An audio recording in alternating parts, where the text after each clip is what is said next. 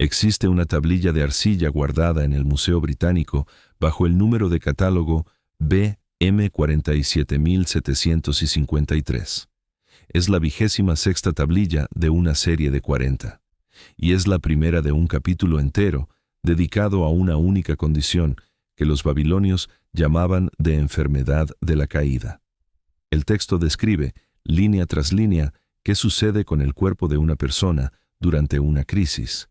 La rigidez que viene primero, el modo en que los miembros se contraen, los ojos que se vuelven hacia un lado, la pérdida de control, y el intervalo de confusión que viene después, cuando la persona despierta sin saber dónde está, ni cuánto tiempo pasó. Neurólogos que leyeron estas líneas reconocieron en ellas tipos de crisis que continúan apareciendo en los manuales médicos de hoy.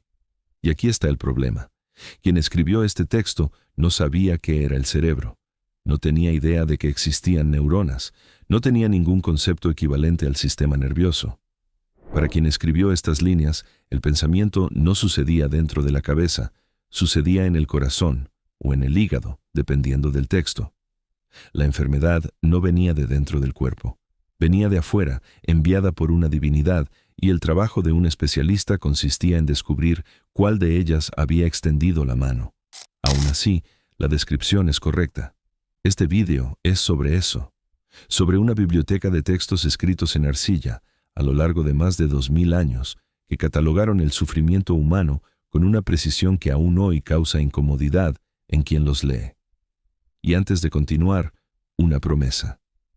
Nada de lo que vas a escuchar aquí depende de tablilla perdida, traducción secreta o investigador anónimo. Todos los textos citados en este vídeo tienen número de catálogo, edición académica publicada y museo de dirección conocida. Puedes verificar cada uno de ellos.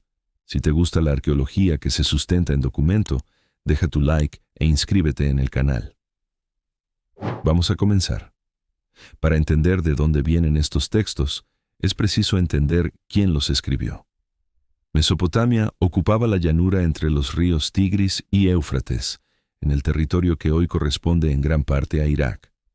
Fue allí donde la escritura apareció, a finales del cuarto milenio antes de Cristo, en la forma de marcas en cuña impresas con una caña sobre arcilla húmeda. La arcilla tuvo una consecuencia inesperada. El papiro se pudre, el pergamino se quema, el papel se deshace. La arcilla, cuando un edificio se incendia y se derrumba sobre ella, se endurece, se cuece. El calor que destruyó el edificio transformó la tablilla en cerámica. Esto significa que los incendios que arrasaron palacios mesopotámicos enteros son, hoy, la razón por la cual conseguimos leer lo que había dentro de ellos. Cada catástrofe que borró una ciudad preservó su archivo. Es por eso que sabemos tanto sobre la medicina mesopotámica y tan poco sobre la medicina de civilizaciones contemporáneas que escribían en materiales orgánicos. No es que los mesopotámicos escribieran más, es que su soporte sobrevivió, y lo que sobrevivió muestra una organización profesional sorprendentemente detallada. El cuidado del enfermo estaba dividido entre dos especialistas distintos. El primero era llamado de Asu. Trabajaba con plantas, minerales, curativos, emplastos y compresas, aquello que hoy llamaríamos de farmacología empírica. El corpus de textos asociado a este oficio fue identificado por los especialistas modernos en un documento conocido como Catálogo Médico de Asur, que funciona como un índice de lo que el Asu precisaba dominar. El segundo era llamado de Axipu. Es la palabra que suele ser traducida como exorcista, aunque la traducción deja pasar casi todo lo que importa. El Axipu no era un místico de borde de camino, era un erudito de alto nivel. Sabía leer y escribir cuneiforme, dominaba series enteras de textos técnicos y circulaba en las cortes reales. Su función era identificar la causa de la enfermedad dentro de un sistema en que casi toda enfermedad tenía origen en el mundo invisible. Y nosotros sabemos exactamente qué precisaba estudiar. Existe una tablilla, encontrada en la ciudad de Asur y catalogada como CAR 44, que los asiriólogos llaman de Manual del Exorcista. Ella no es un encantamiento, es una lista. El texto se presenta como el conjunto de las obras pertenecientes al arte del exorcismo, establecido para instrucción y para examen, o sea, es un currículo. Es la bibliografía obligatoria de una profesión, grabada en arcilla hace casi 3000 años, y lo que está en esa lista es revelador. Aparecen los rituales contra brujería, aparecen los rituales de disolución de presagios malos, aquellos destinados a neutralizar señales alarmantes de la cotidianidad, como la aparición súbita de una serpiente, de un escorpión o de hormigas dentro de casa. Aparecen recetarios contra parálisis y contra músculos inflamados. Aparecen series de presagios astrológicos y terrestres. Y aparece una secuencia de categorías que interesa directamente a este vídeo. El agarramiento por un dios. El agarramiento por una diosa. El agarramiento por un fantasma. El agarramiento por juramento roto. El agarramiento por un hombre. Guarda esa palabra. Agarramiento. Va a volver. Porque lo que esa lista describe es una profesión entera organizada alrededor de una pregunta. Cuando alguien deja de funcionar, ¿quién fue quien lo sostuvo?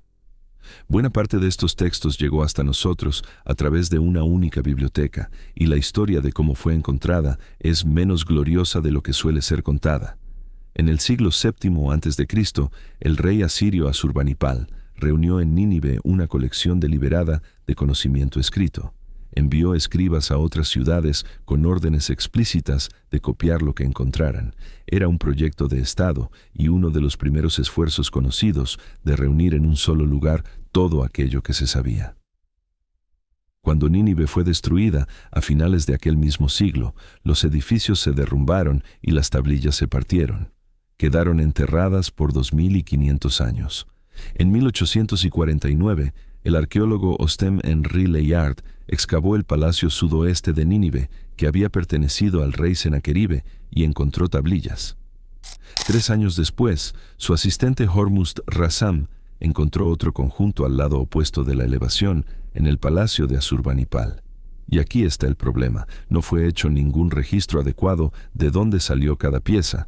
Las tablillas fueron embaladas y enviadas a Inglaterra, y en el camino se mezclaron. Se mezclaron entre sí y se mezclaron con material proveniente de otros sitios arqueológicos. Cuando llegaron a Londres, ya era imposible saber con seguridad cuál fragmento pertenecía a cuál biblioteca. Esto es irreversible. Hoy, la base de datos del Museo Británico contabiliza casi 31.000 piezas atribuidas al conjunto de Nínive. Descontados los fragmentos que en verdad pertenecen a un mismo documento, los especialistas estiman que el acervo original giraba alrededor de 10.000 textos. Pero la organización interna de aquella biblioteca, el modo en que Asurbanipal ordenó su propio conocimiento, fue perdida en el transporte. Hoy esos textos están distribuidos entre el Museo Británico, el Louvre, colecciones en Berlín, el Museo Arqueológico de Estambul y el Museo de la Universidad de Pensilvania, en Filadelfia. Y en este punto cualquier persona razonable debería hacer una pregunta. ¿Cómo es que alguien sabe qué está escrito en esas tablillas? El cuneiforme fue una escritura muerta durante casi 2000 años. Nadie en el mundo sabía leerla. Es una escritura difícil, en que el mismo signo puede representar una sílaba, una palabra entera o una categoría de significado, dependiendo del contexto. Un único signo puede tener varias lecturas posibles. ¿Por qué confiar en esas traducciones? La respuesta es uno de los episodios más curiosos de la historia de la ciencia, y sucedió en Londres. En la década de 1850, el desciframiento del acadio estaba siendo reconstruido poco a poco, principalmente a partir de una inscripción monumental grabada en una pared rocosa en Persia, en Beistún, que traía el mismo texto en 3 escrituras diferentes. El principio era el mismo de la piedra de Rosetta. El problema era que los descifradores no concordaban entre sí. Henry Rawlinson y Edward Hincks, los 2 principales nombres del campo, vivían en desacuerdo público. La comunidad científica desconfiaba. Había una sospecha razonable de que aquellos hombres estuvieran, en la práctica, inventando traducciones y luego defendiendo sus invenciones. Fue entonces que William Henry Fox Talbot, más conocido hoy como uno de los pioneros de la fotografía, propuso una prueba. Acababa de ser descubierta, en las ruinas de Asur, una inscripción del rey asirio Tiglat-Pileser I, que gobernó entre 1114 y 1076 a.C. Nadie la había traducido aún. Talbot tradujo el texto, selló su versión en un sobre y la envió a la Sociedad Real Asiática, proponiendo que copias de la misma inscripción fueran distribuidas a otros especialistas, sin contacto entre ellos. Fue exactamente lo que sucedió. Rawlinson recibió una copia. Hincks recibió una copia. Julius Oppert, un estudioso alemán radicado en Francia que estaba en Londres en aquel momento, también participó. 4 hombres, la misma inscripción. Ninguna comunicación entre ellos. En mayo de 1857, los sobres fueron abiertos frente a un jurado formado por algunos, de los intelectuales más respetados de Inglaterra, y las 4 traducciones coincidieron. No eran idénticas. La de Oppert estaba incompleta y la de Talbot tenía errores, pero en los trechos que describían las campañas militares del rey, los 4 llegaron independientemente al mismo contenido. Todos nombraron la misma región revelada. Todos entendieron que la cuestión era el tributo que aquella región había dejado de pagar. Todos identificaron el mismo Dios como Señor del Rey. 4 personas no inventan la misma cosa por azar, trabajando aisladas. El jurado declaró el desciframiento bien sucedido. Fue el día en que la asiriología dejó de ser una apuesta y se convirtió en una disciplina. Todo lo que vas a escuchar a partir de ahora depende de aquel día. Entre los textos que pasaron a ser legibles, existe una serie que trata específicamente de aquello que ataca la mente. Su nombre sumerio es Udu-Gerul. En acadio, la lengua que sucedió al sumerio en la región, es conocida como Utuku-Lemnutu. En la versión canónica, la serie tiene 16 tablillas. Vale la pena parar un instante en ese número, porque es real y está publicado. 16 tablillas de encantamientos destinados a alejar entidades que, según el pensamiento mesopotámico, causaban enfermedad física y mental. La serie tiene una característica que la torna casi única en el mundo antiguo. Atraviesa la historia entera de Mesopotamia. Los encantamientos más antiguos están entre los primeros textos conocidos en Sumerio, en el 3er milenio antes de Cristo. Y versiones de ella aún estaban siendo copiadas en la antigüedad tardía, cuando el cuneiforme era ya una escritura moribunda, transcrita con auxilio de letras griegas por escribas que probablemente estaban entre los últimos seres humanos capaces de entenderla.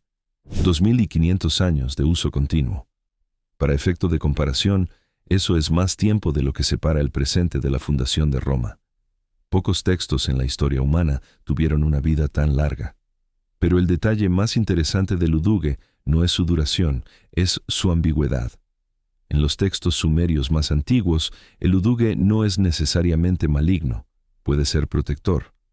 El rey Gudea de Lagash, que gobernó por alrededor de 2120 años antes de Cristo, pide a una diosa que le envíe un Uduge bueno. Existe una fórmula que se repite en textos del período babilónico antiguo, pidiendo que el Uduge maligno se aleje y que el Uduge bueno permanezca presente.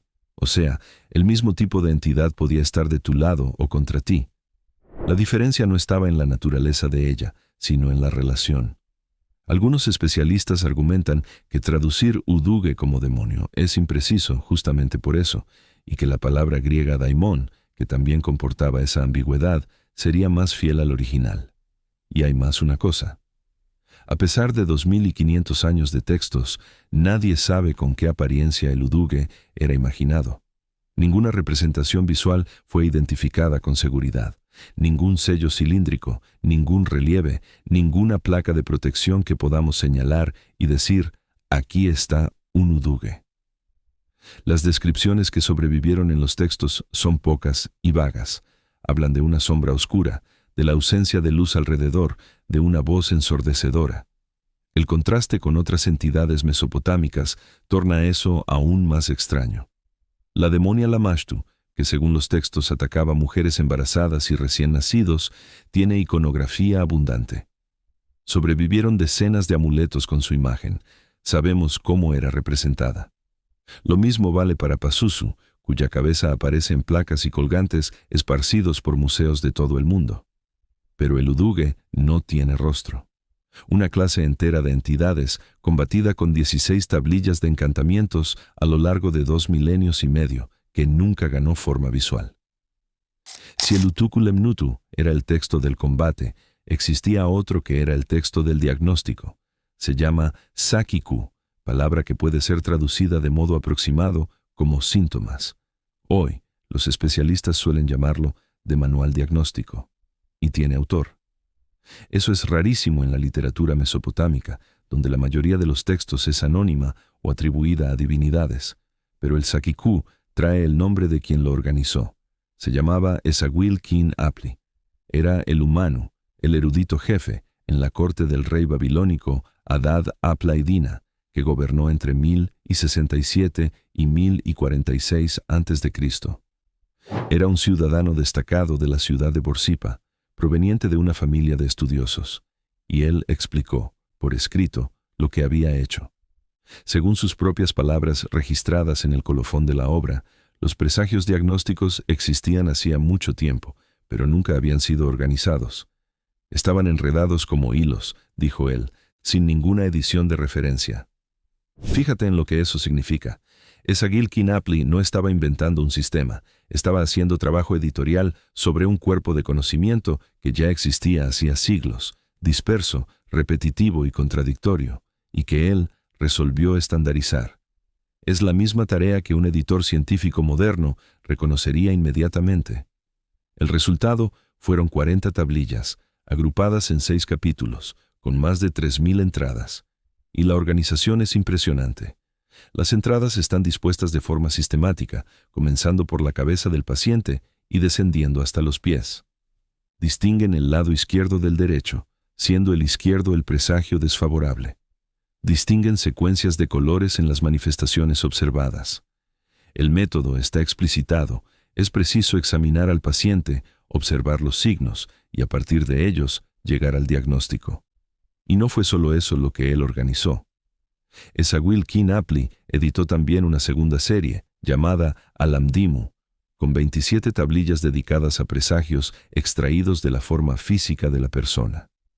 Él se refiere a las dos obras como series gemelas, diciendo que comparten un mismo arreglo. Una de ellas lee el cuerpo enfermo, la otra lee el cuerpo en sí.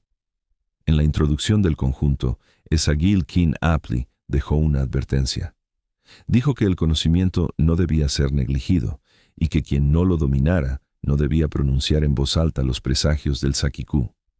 Pero hay un punto que precisa quedar absolutamente claro, porque es él que separa esos textos de la medicina moderna. El objetivo principal del diagnóstico no era determinar qué estaba sucediendo dentro del cuerpo, era determinar quién había enviado la enfermedad. La enfermedad era entendida como un mensaje de una divinidad. Identificar correctamente al remitente era el paso esencial, porque sólo así sería posible saber cuál ritual, cuál ofrenda, cuál encantamiento podría revertir la situación. Era menos parecido a un examen clínico y más parecido a una investigación. Los síntomas eran pistas, y la pregunta no era qué sucedió, sino quién fue.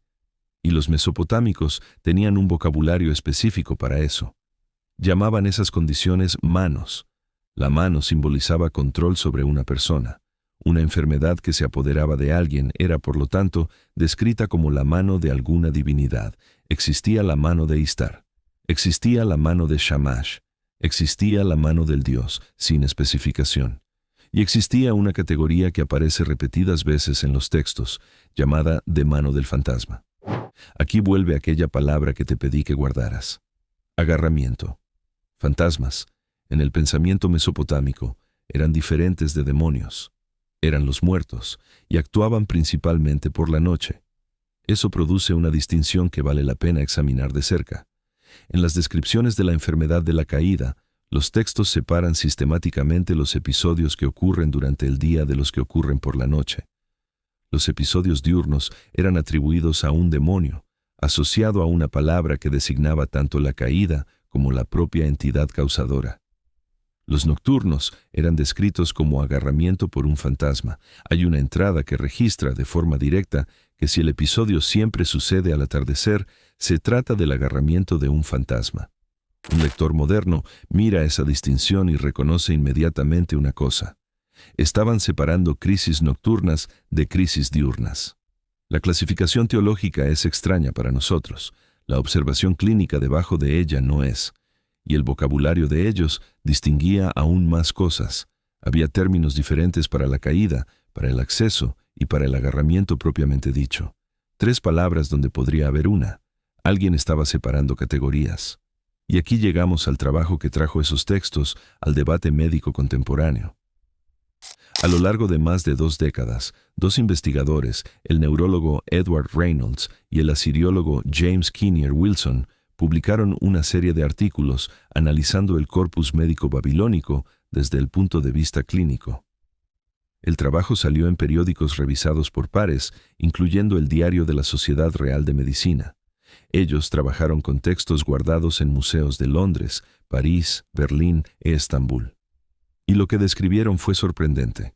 Encontraron reportes detallados de lo que hoy reconocemos como epilepsia, incluyendo la mayor parte de los tipos de crisis que la medicina actual clasifica, además de auras y fenómenos que ocurren después del episodio. Encontraron descripciones de accidente cerebrovascular, encontraron cuadros que leyeron como psicosis, como trastorno obsesivo-compulsivo, como fobias, y encontraron descripciones de depresión y de ansiedad. Vale registrar el tamaño de esa afirmación. La depresión.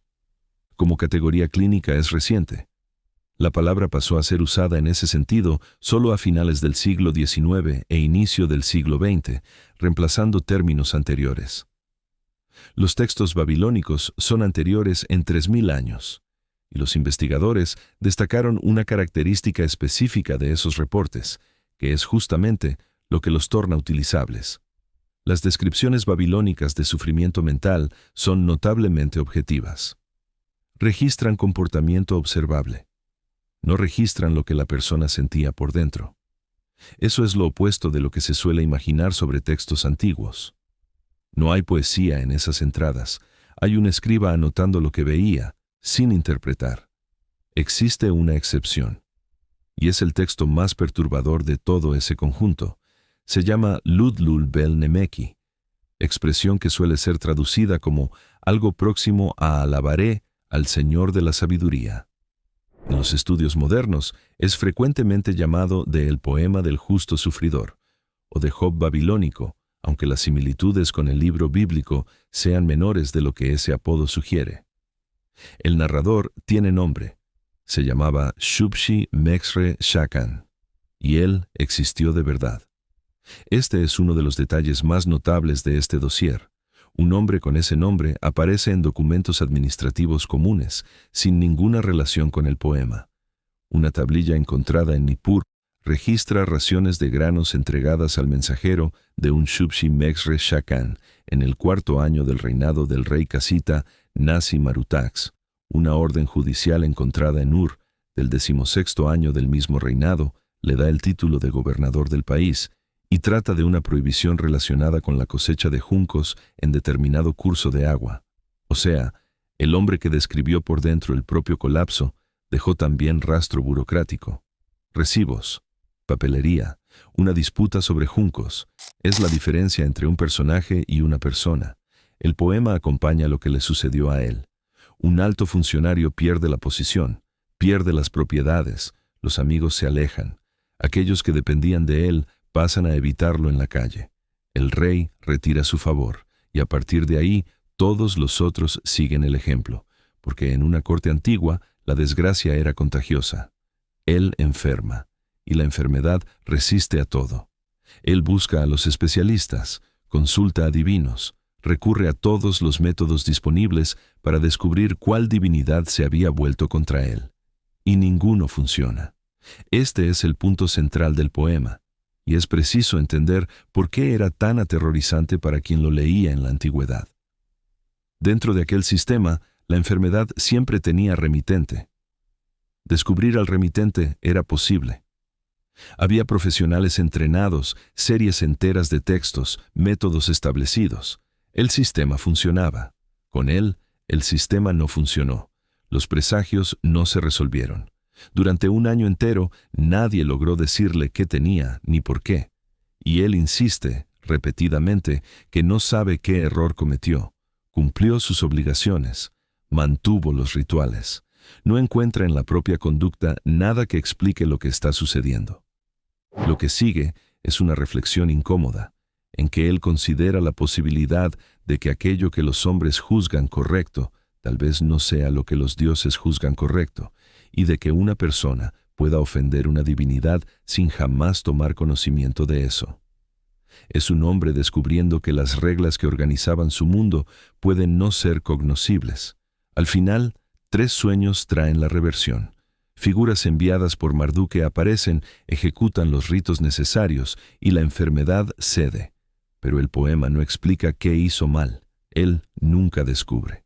El texto es conocido por cerca de 70 tablillas y fragmentos, número que continúa creciendo, porque nuevas piezas aparecen cada pocos meses en colecciones de museo aún no catalogadas completamente. Y, a pesar de eso, apenas cerca de 3/4 del texto original fueron reconstruidos. 1/4 del poema más famoso de Babilonia sobre el sufrimiento humano continúa faltando. Y es justamente aquí que este vídeo precisa hacer algo que la mayor parte de los vídeos sobre el asunto no hace. Precisa decir lo que no sabemos. Primero, la tentación de leer esos textos como psiquiatría antigua es fuerte y es peligrosa. Muchas de las descripciones mesopotámicas son demasiado vagas para ser traducidas con seguridad a categorías modernas. Especialistas alertan que, en buena parte de los casos, es simplemente imposible determinar a cuál condición actual una entrada corresponde. Donde la correspondencia parece obvia, suele ser objeto de debate entre asiriólogos. Hay incluso una crítica metodológica seria a este tipo de ejercicio. Ella sostiene que aplicar diagnósticos modernos a descripciones antiguas dice más sobre quien lee que sobre quien escribió, y que el investigador termina encontrando en los textos aquello que ya sabía procurar. Esa crítica es legítima, y este vídeo no la resuelve. Segundo, el sistema no era terapéutico en el sentido en que usamos la palabra. Un Axipu no estaba intentando restaurar el funcionamiento de un órgano. Estaba intentando identificar un remitente divino y negociar con él. La observación clínica precisa era un medio para un fin religioso.